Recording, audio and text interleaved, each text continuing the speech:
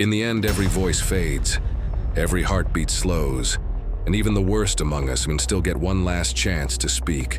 Some go out with defiance, some reach for forgiveness, and others turn their final moment into something unforgettable. Tonight, we step once again into the final moments before death, to hear what some of the most infamous killers in history said with their last breath. This is episode 2 of Last Words: Voices from Death Row. Real crimes, real people, and the haunting words they left behind. Thomas Grasso was convicted of murdering 2 elderly people in 1990. He was sentenced to death in Oklahoma. The night before his execution, he made one final request and a meal of spaghetti and meatballs. But instead of fresh spaghetti, he received canned SpaghettiOs. On March 20th, 1995, just before his execution by lethal injection, he spoke his final words. "I did not get my SpaghettiOs. I got spaghetti. I want the press to know this." Petty, absurd, unforgettable. His last complaint became more famous than his crimes. James French was already serving a life sentence for murder when he killed his cellmate, just to ensure his own execution. On August 10th, 1966, he sat in the electric chair in Oklahoma.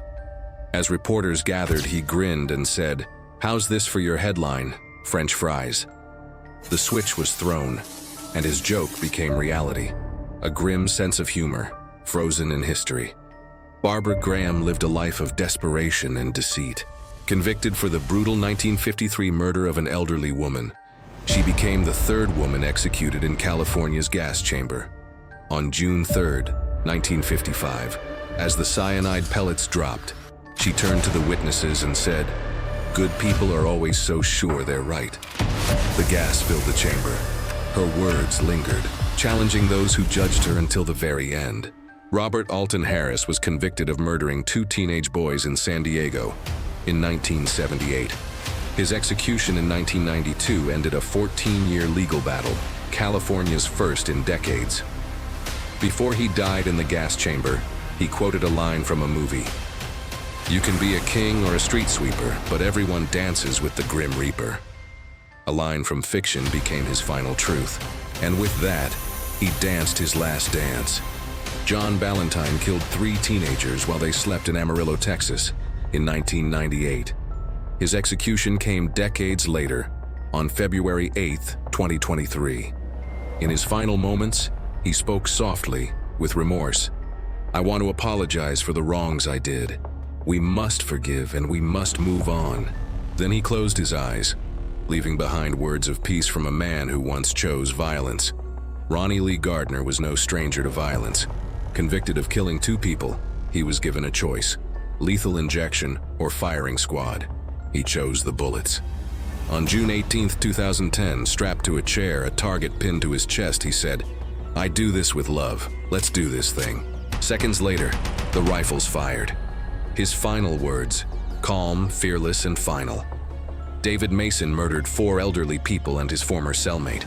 But unlike others, he refused to fight his fate. On August 24, 1993, in the San Quentin gas chamber, he said simply, "I deserve this." He was the only condemned man in California to insist on dying. Acceptance, as his last act of control. Charles Brooks Jr. was convicted of kidnapping and murdering a mechanic in 1976. He made history on December 7, 1982, becoming the first person in the world executed by lethal injection. Before the chemicals entered his veins, he turned to those watching and said, "I love you." Then he closed his eyes. The dawn of a new era in execution began with words of love. Angel Nieves Diaz was convicted of murdering a strip club manager in Florida. But until the end, he maintained his innocence. On December 13, 2006, as the lethal injection began, something went terribly wrong. The needles had pierced through his veins. It took over 30 minutes for him to die. Before the pain overcame him, he cried out, "You're killing an innocent man." He repeated it again and again, until his voice faded forever. Juan Chavez was convicted of killing a police officer during a robbery in 1995. He spent over 2 decades on death row in Texas. On April 12, 2023, he faced execution with quiet acceptance. His final words were calm and certain. "See you on the other side." Then, silence. A farewell from a man ready for whatever came next. From anger to humor, from defiance to forgiveness. The final words of the condemned reveal something deeper than their crimes. They expose the last fragments of human emotion: fear, regret, peace, and pride, spoken in the shadow of death. Some mocked fate, some met it with grace, and some still claimed innocence. In the end, the words we leave behind are all that remain. And sometimes, they say more than a lifetime ever could. This was episode 2 of Last Words Voices from Death Row.